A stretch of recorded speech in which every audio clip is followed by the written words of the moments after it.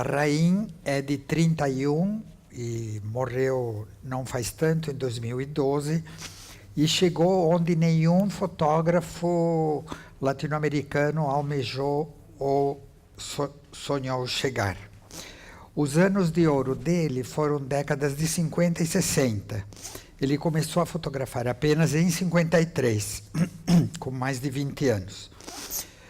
Aos 21, 22 anos, ele manda um portfólio para o MoMA e, curiosamente, o Edward Steichen, que eu acho que era o curador da área de fotografia, e o MoMA foi uma instituição pioneira com a fotografia, quando ainda não tinha um mercado de fotografia, comprou algumas imagens dele que hoje podem até ser acessadas pela internet. Ele disse que essa compra de fotos foi como a visita da Virgem Maria. Eu imagino que ele devia ter um bom senso de humor.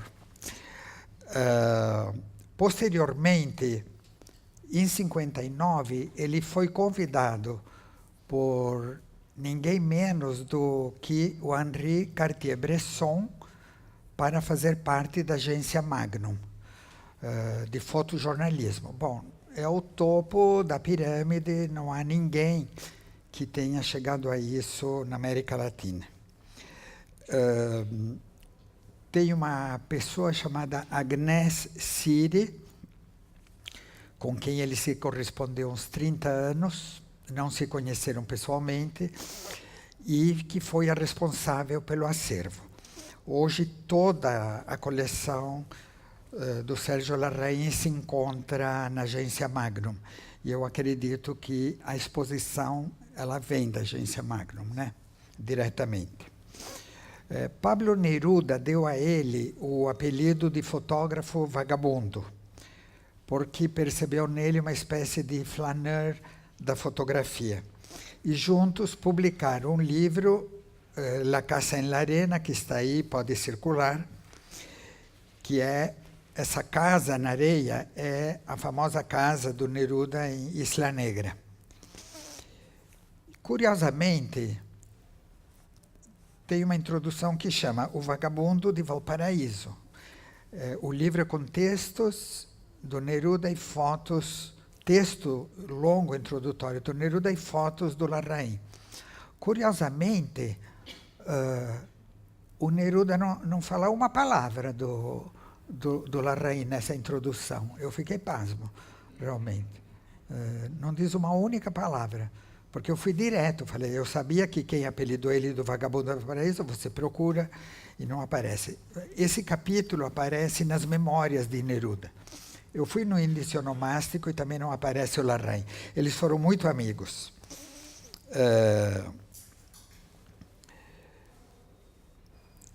Em Valparaíso,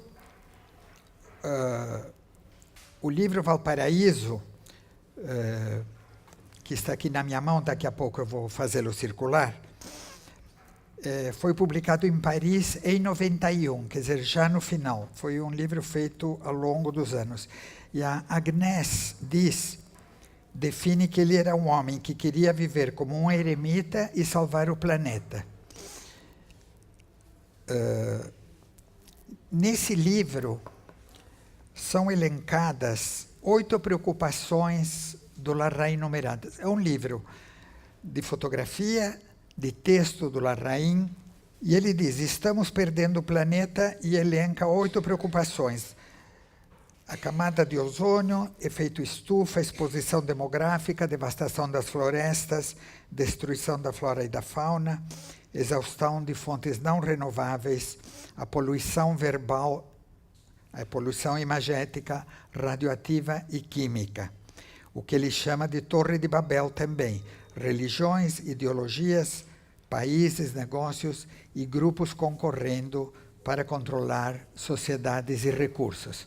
Bom, tudo isso por causa dessa personalidade, digamos, com preocupações que vão, curiosamente, além da fotografia.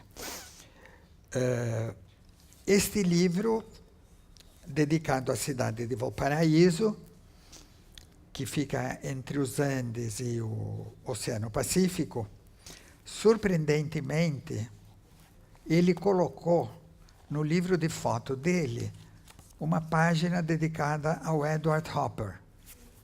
Aliás, quer dizer, é muito estranho um fotógrafo, num livro de fotos, fazer concessões desse tipo.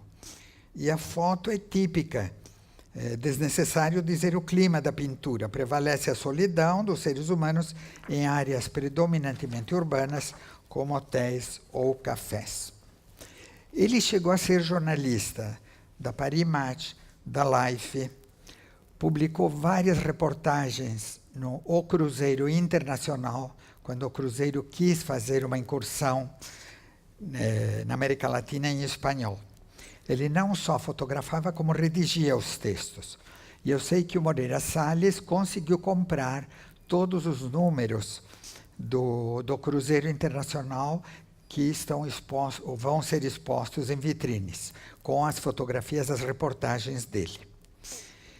Outra enorme curiosidade do Larraín, para nós latino-americanos, é o triângulo Larraín, Júlio Cortázar e o Antonioni. Foi Larraín quem contou para o Cortázar uma história de que ele fez uma fotografia num dos parques e quando foi ampliar, ele percebeu que tinha um casal no meio dos arbustos, que era algo que ele não viu a olho nu e que só viu na ampliação. O Cortázar, a partir daí, escreveu o conto As Babas do Diabo e o Antonioni fez o famoso filme Blow Up. Quer dizer, a origem da história vem do Sérgio Larraín, que estava vinculado, digamos, à maior intelectualidade do momento latino-americano, e foi o momento que ele esteve em Paris. O mínimo que dá para dizer do Larraín é que ele seguiu de modo infatigável seu instinto de artista e de ser humano procurando respostas. Ele é semelhante a Diane Arbus. Quer dizer, os dois são filhos de famílias muito ricas, muito prestigiosas. Os pais da Diane Arbus tinham na Quinta Avenida um department store. Ela dá as costas para esse mundo e mergulha no universo da loucura. Ela é uma das grandes da fotografia, Diane Arbus. E o Larraín fez o mesmo, recusou os valores da alta burguesia chilena, representada pela família, especialmente pelo pai, e ficou nas ruas de Santiago, fotografando crianças abandonadas, crianças pobres, etc. O primeiro livro dele é de 63, El Rectángulo en la Mano. Na verdade, o livro é esse aqui, tá? O livro, facsimilar. Isso aqui é a embalagem que foi feita recentemente em Paris, uma edição em espanhol e em português. A embalagem é divina, e a qualidade de impressão é excelente.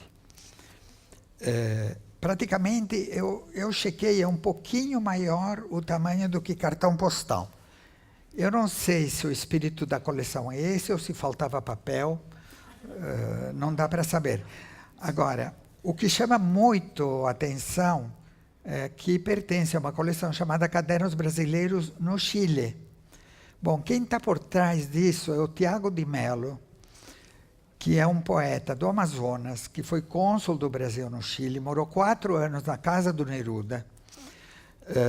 Depois, com a ditadura, ele acho que voltou ao Brasil.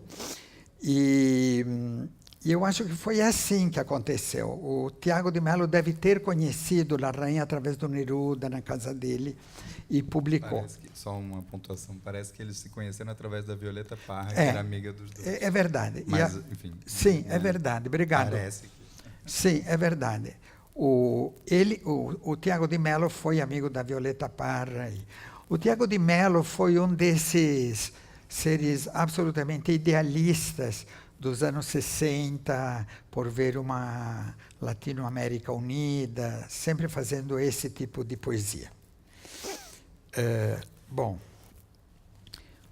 uma das fotos icônicas que estão aqui, que é a primeira imagem, chama Passagem Bavestrello, tirada em Valparaíso em 52, bem no início da carreira.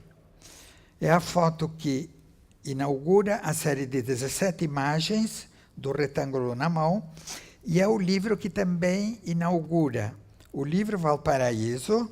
Quer dizer, há uma unanimidade total com relação a essa foto. E no folheto esplêndido que o Miguel fez para a exposição no Rio, tem 2 imagens que ocupam página inteira, uma delas é essa.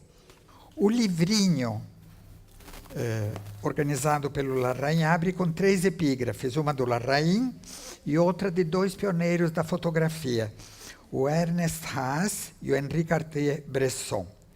O Larraín, no texto dele, na epígrafe, destaca o elemento geométrico. Ele diz: geometria com o retângulo na mão, entre parênteses, a câmera. Eu procuro fotografia, ele, o sujeito dado pela geometria.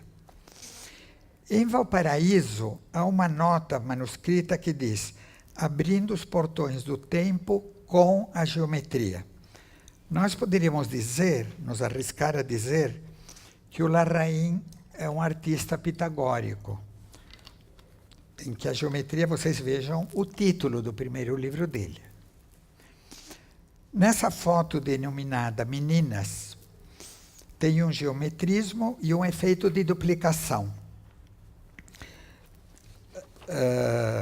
As 2 meninas de costas, a da frente descendo a escada, iluminada, e a que vem atrás dela, como se fosse sua própria projeção duplicada na sombra. Eu, num primeiro momento, achei que a menina na sombra estava andando para diante, mas não. Realmente, ela também está de costas. Eu diria que é a negativa da positiva. Uma sombra atrás, mas a sombra, em vez de se projetar para frente, se projeta para trás. O posicionamento dela sugere uma diagonal, em total paralelo com essa hipotenusa do triângulo à esquerda.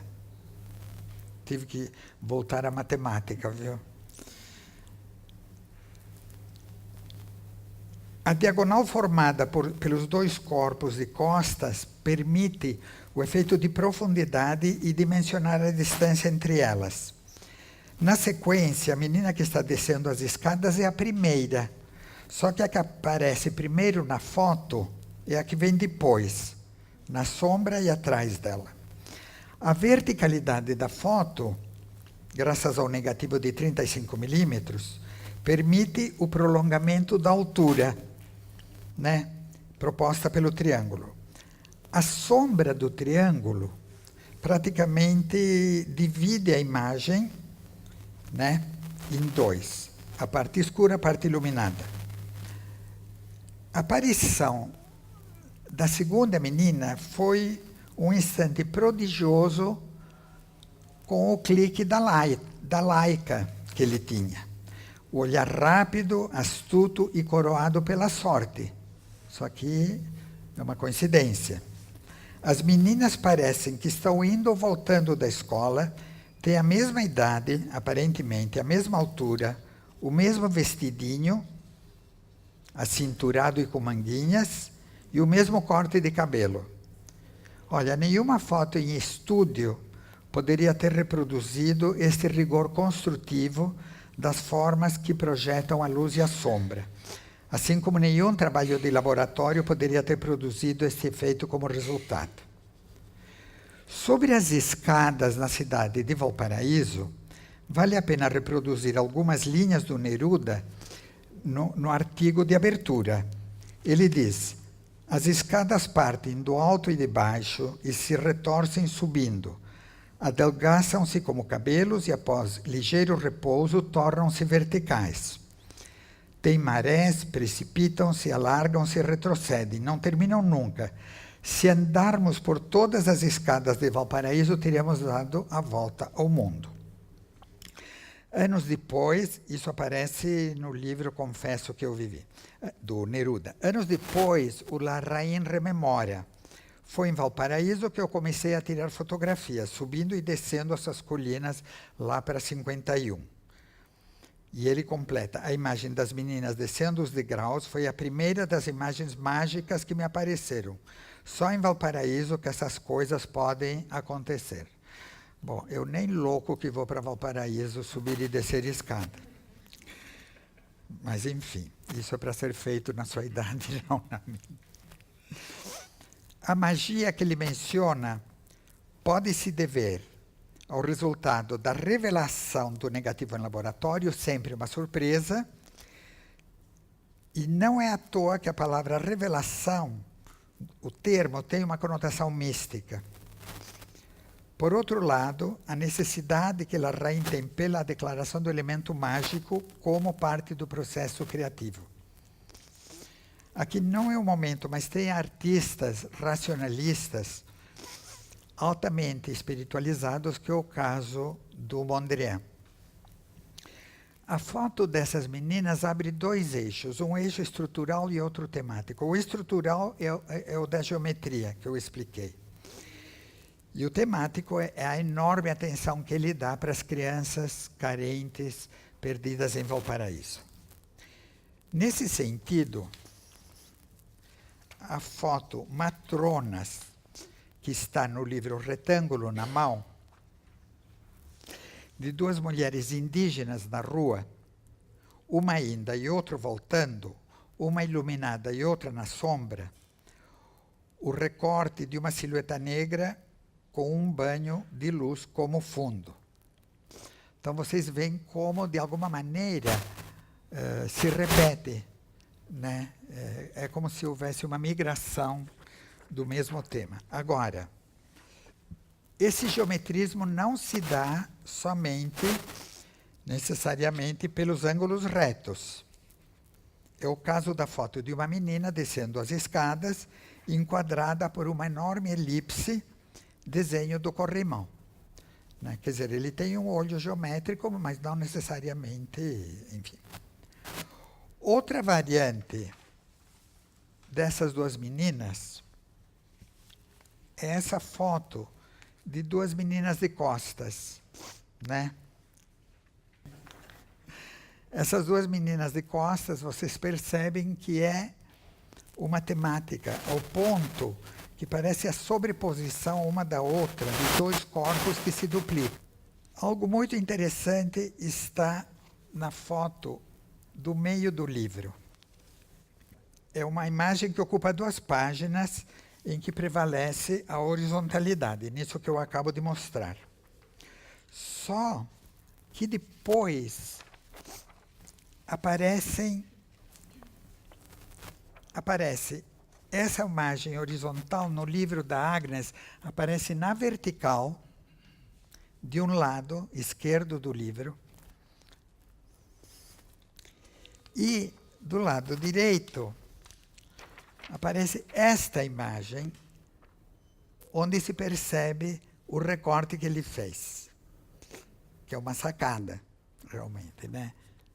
Ele tem um olho extraordinário, porque essa é a foto. Depois ele fez um recorte que foi usado no livrinho na horizontal e no meio do livro, em página dupla, e a Agnes resolveu colocar na vertical. Embora o geometrismo e os enquadramentos inusitados sejam a marca registrada do Larraín, é importante frisar que tem fotos abstratas de grande beleza que eu achei muito próximas ao olhar do Geraldo de Barros. O Geraldo tem uma série muito próxima a esse tipo de trabalho. Eu só peguei 2 fotos onde é absolutamente um trabalho abstrato. tudo que ele fotografa é impressionante. O livro da Agnes Siri está aqui na biblioteca, né, Miguel? Então, quando alguém quiser vir aqui, né? Essa aqui é da Itália, de 59. Eu gostaria de continuar a apresentação com análise de outra das fotos mais surpreendentes de Larraín. São 4 crianças que ocupam 1/3 da parte superior do fotograma. 3 dessas crianças estão de costas. Podemos dizer que é outra das imagens clássicas. A foto é de 1957, foi tirada na ilha de Chiloé, no sul do Chile. Eu nunca tinha ouvido falar. É muito intrigante essa foto, foi a coisa que mais me chamou a atenção, pela estranheza e mais pelo que ela oculta do que pelo que ela revela. É uma foto que faz com que o leitor seja pensado a pensar num sentido a ser completado. É um leitor cúmplice, como diria o Cortázar no Jogo da Amarelinha, que a gente tem que preencher vazios imagéticos e semânticos desse inusitado corte feito pelo artista. Eu acho que há uma coisa genial de enquadramento. Bom, um olhar mais atento na foto permite decifrar a horizontalidade predominante, cortada por um fio vertical à direita do fotograma. Eu só percebi isso quando eu vi a foto no Rio, para falar a verdade, porque eu não estava entendendo o que era essa coisa. É um fio de pesca. É um fio de pesca à direita, essa linha. E a descoberta da ordem da revelação. As 3 figuras principais estão debruçadas numa viga de madeira, numa doca, né, pescando, ou num rio, ou nas águas do Pacífico. Então, estamos diante de uma imagem que prevalece o ocultamento, que é a chave da atração. Pés, mãos e anzóis ocupam e ocultam o lugar dos rostos infantis. Uma perna direita pendurada no ar, em paralelo com o fio. Só que, ao contrário da tensão do anzol, o menino da perna no ar parece estar dormindo. Uma lassidão que contrasta com os outros 3 corpos ocupados com a pesca. Nós nunca vamos saber se o fotograma original dessa foto já faz esse recorte no momento de fotografar, ou se o enquadramento foi feito no momento da revelação. Isso só seria um trabalho de arquivo que seria interessante saber. Agora, seria da ordem do excepcional, de qualquer maneira, o fotógrafo capturar a imagem da forma como ela nos é apresentada. Nos 2 casos, o da captura espontânea ou do recorte posterior, que empurra os meninos para cima, decepa eles pela cintura, destacar pernas e pés parece uma colagem cubista, em que os índices corporais fazem do fragmento a estética predominante. A incompletude desta foto caminha em 2 sentidos, no do corte e no da chamada ao leitor para completá-lo. É uma foto decupada, um convite para o leitor preencher os vazios semânticos. Quem são essas crianças? Sem dúvida, de baixo extrato social, eventualmente filhos de pescadores, que têm na pesca um elemento lúdico de distração ou até mesmo uma fonte de alimentação. Uma curiosidade é que a parte inferior dos corpos constrói a parte superior da imagem. E o preto ocupa 2/3 do espaço, que se transforma numa espécie de suporte da viga que aparentemente parece suspensa no ar. O preto, que poderia ser o fundo unidimensional da imagem, acaba tendo por função sustentar a parte superior. A densidade do preto, que é a única parte não realista da fotografia, confina a imagem na parte superior e tem a força de prensar os corpos decepados. Em vez de Larraín se conformar com uma eventual paisagem natural, marinha, embaixo da viga, criando uma perspectiva de horizonte infinito, ele inverte o efeito, introduz o preto como forma de um vazio espacial de força muito poderosa, quase uma intervenção digna do pintor francês Pierre Soulages, reconhecido pelas superfícies pretas e densas em sua pintura. Esta foto faz parte de um enorme corpus de retratos de crianças muito pobres, uma quantidade imensa, algumas delas provavelmente abandonadas. O Larraín se dedicou a essas crianças e ele percebe ao longo dos anos que o seu trabalho fotográfico e filantrópico não modifica em nada a condição social do grupo marginal, ao ponto dele se desvincular da agência Magnum e abandonar para sempre a fotografia muito cedo. Aos 47 anos, até a sua morte, em 2012, ele se retira, junto com os filhos, para as montanhas do norte do Chile, para procurar respostas por meio da yoga e da meditação. Ele virou professor de yoga os últimos 20 anos da vida, nunca mais fotografou. O Larraín escreveu: uma boa imagem nasce de um estado de graça. Acreditamos que esse ingrediente espiritual que pautou seu trabalho fez com que ele alcançasse uma estatura que o afastou do fotojornalismo, passando a ser um dos grandes artistas fotógrafos do século XXI. E se Walter Benjamin encontra na fotografia o exemplo por excelência da perda da aura da obra de arte graças à reprodutibilidade técnica, Larraín obtém em seu trabalho fotográfico no diálogo estabelecido com o leitor a restituição dessa aura. Quando enveredo a análise para a questão da magia, do estado de graça, não é uma invenção minha, quer dizer, isso está embasado nessa trajetória de um fotógrafo que atinge rapidamente o pináculo de um fotógrafo em termos de prestígio, de mercado, de pessoas, e vai embora para se dedicar a uma vida de eremita, praticamente, e de meditação. Para terminar a apresentação,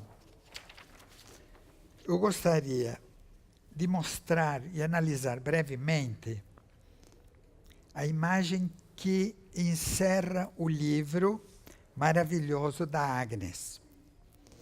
É uma pegada de um pé esquerdo que pode ser do próprio Larraín. Se for do Larraín, no crédito não diz de quem é essa pegada, entra na categoria de autorretrato.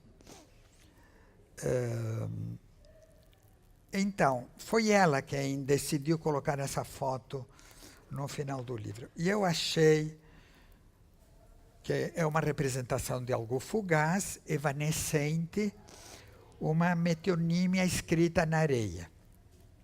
Eu acho que a foto é extraordinária quando pensamos num ser humano que optou por se afastar de tudo aquilo que a sociedade burguesa, a qual eu pertenço, poderia lhe oferecer. De alguém que abandonou tão cedo a fotografia para se dedicar à meditação e à yoga num lugar em meio às montanhas do Chile. A ideia de enquadrar essa foto na última página em formato muito reduzido, porque a proporção é esta, no canto superior direito, é no mínimo uma sacada editorial tão genial quanto a própria fotografia. Bom, eu praticamente termino aqui a apresentação, mas eu tenho que dizer que tem aspectos que poderiam ser mais desenvolvidos. O tema do indigenismo é forte nele. Vou mostrar esta foto. Vocês vejam como o geometrismo e o poncho. Quer dizer, os ponchos no século XVI, XVII, nos Andes, são verdadeiras linguagens, são verdadeiras obras de arte, não esses. Esse é maravilhoso também. Mas vocês veem como ele privilegia, digamos, esse objeto. Outra foto interessante de indigenismo é aqui, provavelmente dentro de uma igreja, e essa foto diz tudo em termos de dialética de um mundo paupérrimo e toda a riqueza barroca da Igreja Católica, que acabou mandando eles para uma pobreza maior daquele que eles tinham na época do descobrimento. É verdade. Vocês podem ver.